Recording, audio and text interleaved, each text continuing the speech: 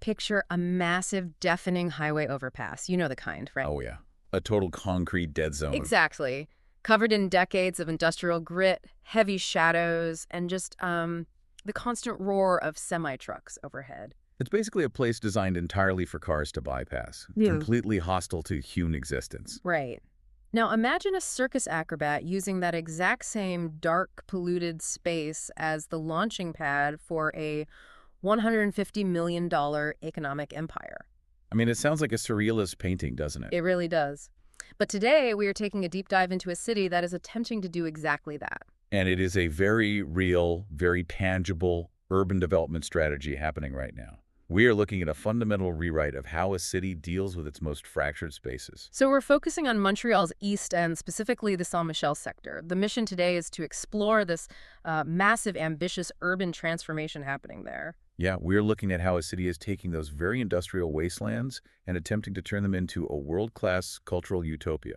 And the absolute kicker here, the part that makes this a radical departure from the standard playbook, is that they are trying to execute this massive upgrade without displacing the people who already live there. Which is, usually the inevitable collateral damage of urban renewal. You clean up a neighborhood, property values skyrocket. And the original community is just forced out. Exactly. Trying to decouple neighborhood improvement from displacement is really what makes this a masterclass in modern city planning. Well, before we get into the actual mechanics of how they plan to pull this off, I want to explicitly mention our sources. The extensive documentation, the architectural plans, and the overarching vision we're exploring today are provided by the websites wikiresidence.ca and infodrone.ca. Yes, and that information is incredibly detailed. It really is. And it's available on their platforms in both text and audio formats. So, if you want to explore the raw source material yourself, that is where you go. The documentation they provide is crucial, because it goes way beyond standard architectural renderings. It dives into the sociological philosophy driving every single brick they plan to lay down. Right. And that brings me to you listening right now. Whether you live in a city experiencing intense growing pains or you're simply fascinated by how physical spaces dictate human behavior, this case study offers a completely radical new blueprint for urban development. It really does. We are going to look at what happens when you treat urban planning not as a sterile real estate transaction, but as a holistic social project. A social project that uses art, of all things, as its primary economic engine. Okay, let's unpack this, because the anchor for this entire $150 million transformation is not what anyone would expect. Not at all. Usually when a city announces a massive economic revitalization plan, the story is incredibly predictable. A giant tech company is lured into town with tax breaks. Right, the classic corporate anchor tenant model. Yeah, they build a shiny, glass-enclosed campus, parachute in thousands of software engineers, and that is supposed to magically revitalize the local economy. But it rarely integrates with the existing fabric of the neighborhood, does it? It brings in capital, sure, but it stays isolated. Exactly. But in Saint-Michel, the anchor tenant driving this massive Quebec government East End development plan is, wait for it, the Circus. The Circus Arts, to be highly specific. They are calling it the Circus Arts District, or QUAC for short. And on paper, that sounds wild. I have to admit some serious confusion here. Oh, I get it. It sounds counterintuitive. Right. How does making acrobats and performance art the primary economic engine actually drive a transformation of this scale?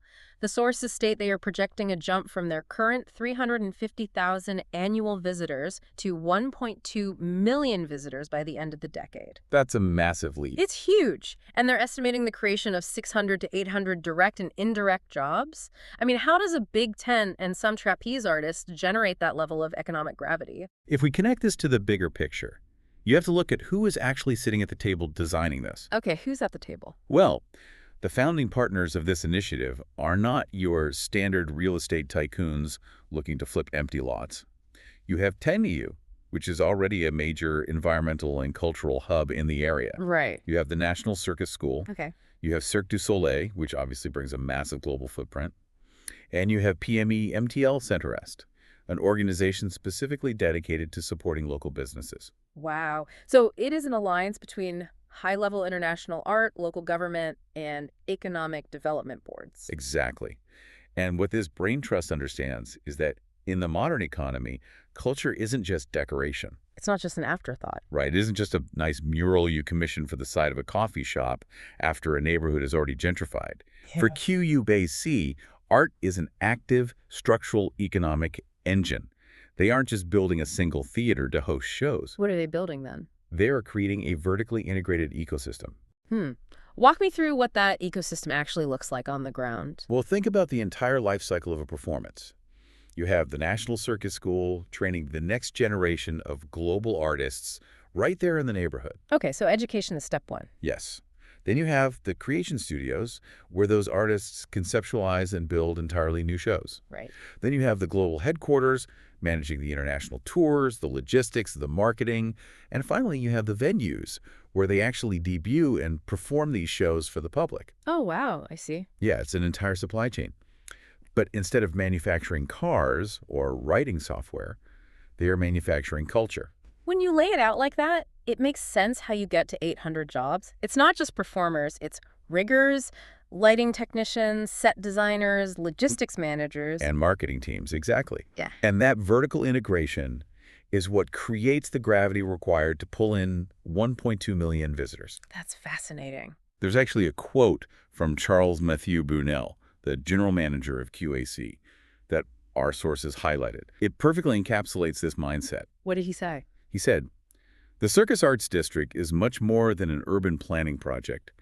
It is a collective vision that places culture at the heart of territorial development." So they're treating creativity as essential foundational infrastructure, like plumbing or the electrical grid. Precise. But that leads to a huge logistical problem. To handle a massive jump to over 1 million visitors, you can't just slap a fresh coat of paint on a few buildings and call it a day. No, definitely not. You have to completely redesign the physical flow and the very nature of the neighborhood to accommodate that influx of humanity. And that is the defining challenge of the project.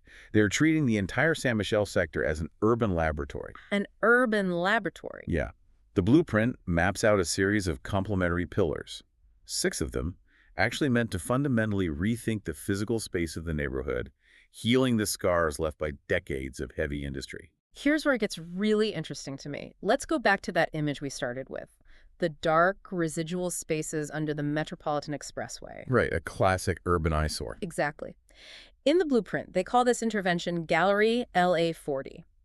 They are taking this massive urban fracture, a place that literally divides the neighborhood in half, and they are working with local artists, like the Montreal figure Malicio UZ, to turn it into an illuminated artistic corridor. It's quite the vision. It reminds me of urban acupuncture. For urban acupuncture, that is a potent visual.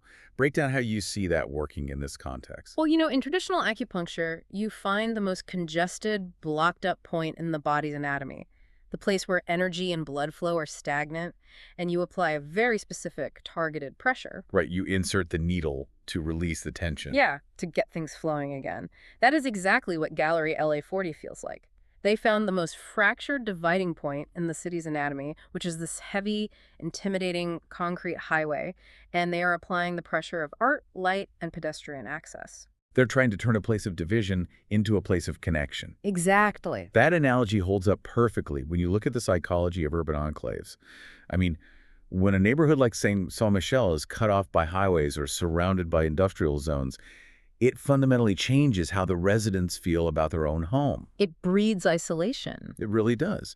So by prioritizing what city planners call active mobility, which is essentially just creating safe, inviting spaces for walking and cycling, you change how a resident interacts with their environment. Right, because if you can safely walk under the highway because it's brightly lit and filled with art, the barrier just disappears. And the neighborhood reconnects. But applying art to a highway underpass only solves the pedestrian experience. What do you do with the massive physical eyesores left behind by the industrial era? Oh, that leads us to one of the most ambitious parts of the blueprint, the requalification of the former recycling sorting center. That's Pillar 6. Our recycling sorting center. That sounds like a colossal undertaking. It really is. We are talking about an enormous industrial facility, a place literally designed for trash processing and heavy machinery. And they are converting it into a future hybrid cultural hub.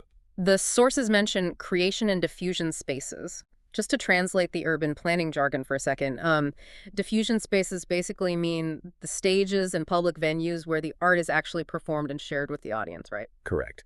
It is where the art meets the public.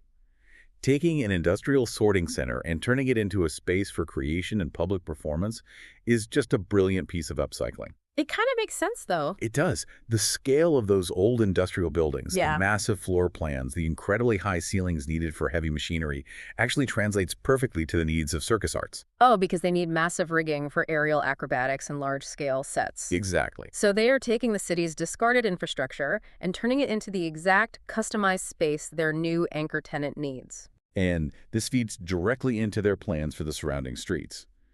Under Pillars 3 and 5, they are revitalizing Jarry Street East and building 2U's new public square. Okay, so expanding the pedestrian footprint.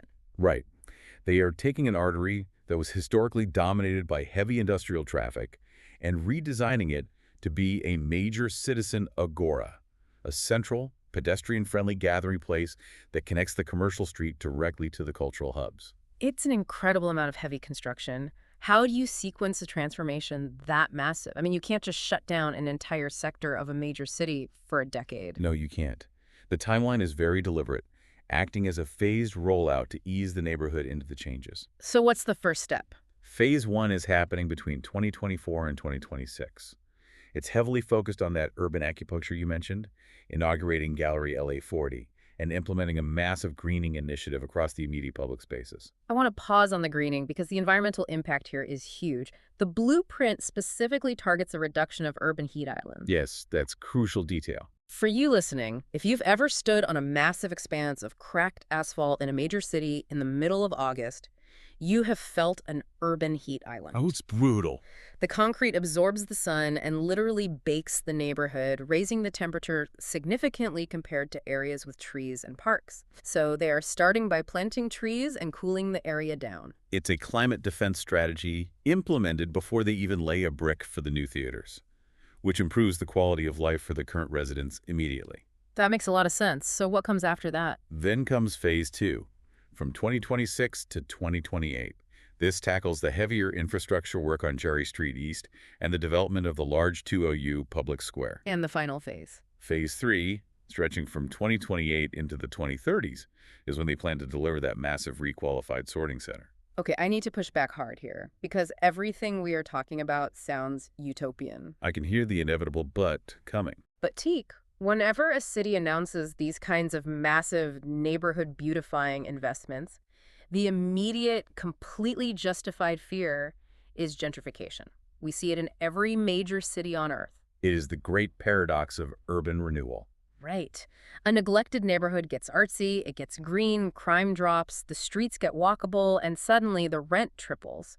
The original residents, the people who actually suffered through the decades of industrial pollution and isolation, are priced out exactly at the moment the neighborhood finally gets good. You fix the neighborhood, but you lose the neighbors. Exactly. And the sources specifically state that the project's goal is to increase commercial vitality on Jarry Street and boost land attractiveness. Yes, they do. So how on earth do you boost land attractiveness to the tune of 1.2 million global tourists without the original residents just getting completely swallowed whole by the real estate market? What's fascinating here is how the governance and the financial mechanics of this project are structured to actively fight that exact scenario. So they have a plan for this. Yes.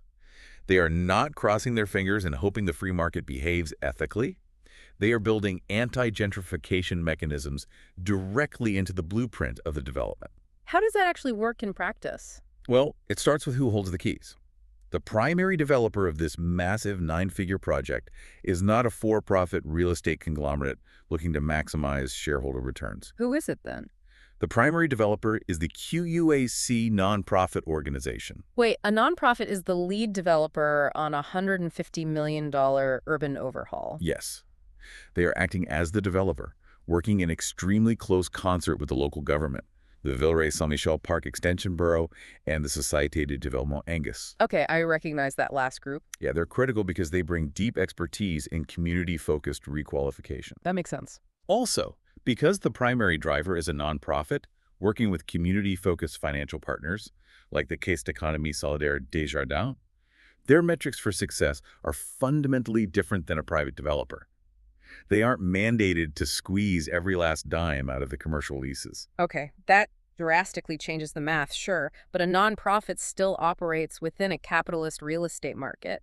I mean, property taxes will still go up if the land becomes vastly more valuable. Which brings us to the most critical tool in their arsenal, the integration of community land trusts. This is how they anchor affordability in a booming market. For the listener who might not sit on a city zoning board, explain how a community land trust stops speculation. Think of it as decoupling the building from the dirt it sits on. Okay. In a traditional real estate boom, as a neighborhood gets popular, the physical land beneath the buildings becomes incredibly valuable. Speculators swoop in, buy up the land, and that drives up property taxes and commercial rents, which forces the local bakery or the longtime renter out. The building didn't change, but the dirt got expensive. Precisely. So a community land trust is a nonprofit entity that acquires the land itself and holds it in trust for the community, usually on a 99-year timeline. Oh, wow. So they take the dirt entirely out of the speculative market. Exactly. Residents or local businesses can own or lease the physical buildings on top of that land at a controlled, affordable rate, but the trust retains ownership of the ground. That creates an artificial ceiling on speculation. Yes. Even if Jarry Street becomes the hottest tourist destination in Montreal, the underlying land value isn't being weaponized against the local shops or the residents. That is brilliant. It allows the commercial businesses to experience the economic vitality of 1 million tourists without the ground beneath them being sold to the highest bidder. Right. But protecting the land is essentially playing defense. Yeah. What happens if the projected tourism numbers fall flat, or if the locals just don't have the capital to open businesses in these new spaces? That is the inherent risk, and why they pair the defensive land trust strategy with an offensive strategy. That brings us to Pillar 2 of the project, the Saint-Michel Entrepreneurial Lab. So they are building a business incubator directly into the cultural district. Exactly. It's not enough just to freeze rents. You have to empower the people who already live in Saint-Michel to actively participate in and profit from the new economy you are building. Right, you need local ownership. Yeah, the Entrepreneurial Lab is designed specifically to support local entrepreneurship, retain local talent, and ensure the youth in the neighborhood have a direct, funded pathway to success within this new hub. I see the vision now. Instead of 1 million tourists arriving and buying their lunch from some massive international chain that just parachuted into the neighborhood to extract wealth. They're buying lunch from a local resident. Yes, a resident who was given the capital and resources to start a cafe through the incubator, operating in a building that sits on land protected by the community trust. That is the ultimate goal. The vision is that residents benefit from having world-class infrastructure and a booming tourist economy right in their own backyard. It's a concerted effort to prove, on a massive scale, that successful real estate development doesn't have to erase the existing community. You can invite the world to your neighborhood without giving them the deed to your house. So, what does this all mean?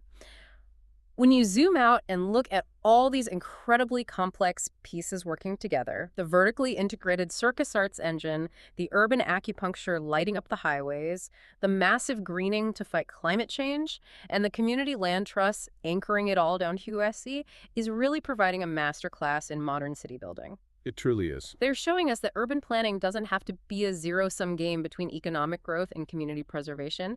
It can be a holistic, community-rooted social project, driven entirely by culture. It really is a paradigm shift for how we think about the anatomy of our cities. Yeah. However, looking at this as a self-described urban laboratory, it raises an incredibly important question, something that I keep coming back to as we discuss the mechanics of this blueprint. Oh, what's the blind spot? Well, the entire foundation of this district, the economic engine paying for all of this, is built on the circus arts. And performance art, by its very nature, is highly avant-garde. Sure. It is constantly pushing boundaries, constantly evolving, and constantly rebelling against whatever the current standard is. It refuses to stay static. Precisely. So what happens in 20, 50, or 100 years when the art outgrows the infrastructure they're building today? Oh, that's a good point. If you construct a neighborhood specifically to house the absolute cutting edge of physical performance, you have to wonder if the physical form of the neighborhood itself will have to continuously shape-shift. That is a fascinating tension. The city is pouring concrete to create permanence, but the artists they are building it for are dedicated to defying permanence. Exactly. How does a city built around art remain as flexible, as dynamic, and as daring as the acrobats themselves? Will the infrastructure become a museum to what circus arts used to be, or will the community be able to tear it down and reinvent it again for the next century? It's a challenge that goes far beyond just balancing a budget. It really makes you look at that dark, concrete highway underpass a little differently, doesn't it? It isn't just a permanent fracture in the city anymore. It's an empty stage, just waiting for the performance to begin. Thank you for your attention. You can find all our articles, columns, and special editions in audio and text formats. Our content is accessible on mobile, tablet, computer, and television via wikiresidence.ca. Please feel free to share your comments and suggestions with us.